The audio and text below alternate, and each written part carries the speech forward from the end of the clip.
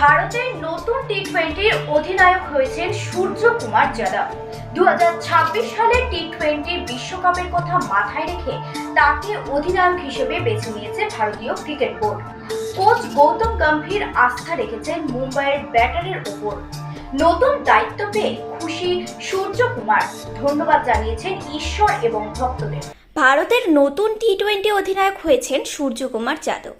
2026 সালের টি-20 বিশ্বকাপের কথা মাথায় রেখে তাকে অধিনায়ক হিসেবে বেছে নিয়েছে ভারতীয় cricket board. Coach Gautam Gambhir আস্থা রেখেছেন মুম্বাইয়ের ব্যাটারের ওপর। নতুন দায়িত্ব পেয়ে খুশি সূর্যকুমার, ধন্যবাদ জানিয়েছেন ঈশ্বর এবং ভক্তদের। সমাজ মাধ্যমে ভক্তদের ধন্যবাদ জানিয়েছেন সূর্যকুমার। তিনি লিখেছেন, আপনাদের কাছ থেকে অনেক ভালোবাসা এবং সমর্থন পেয়েছি। শুভকামনা জানানোর জন্য সকলকে ধন্যবাদ। গত কয়েকটা সপ্তাহ স্বপ্নের মতো কেটেছে। আমি সত্যিই সকলের কাছে কৃতজ্ঞ। দেশের হয়ে খেলা সবসময় বিশেষ অনুভূতি, এটা ভাষায় প্রকাশ করতে পারবো না। নতুন ভূমিকার দায়িত্ব অনেক, ভূমিকাটা বেশ উত্তেজনা এবং উদ্দীপনার। আশা করি আগামী দিনেও আপনাদের আশীর্বাদ পাবো।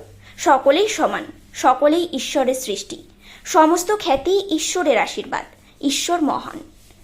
টি-20 বিশ্বকাপে দেশকে চ্যাম্পিয়ন করে 20 ওভারের আন্তর্জাতিক ক্রিকেট থেকে অবসর নিয়েছেন রোহিত শর্মা।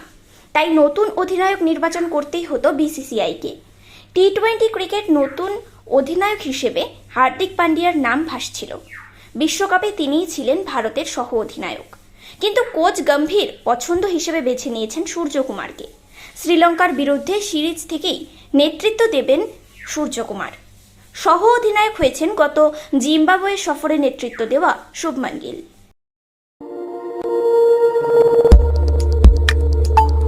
আমাদের সাথে থাকুন এবং দেখতে থাকুন নিউজ প্রাইম টাইমস, আপনাদের সাথে, আপনাদের পাশে।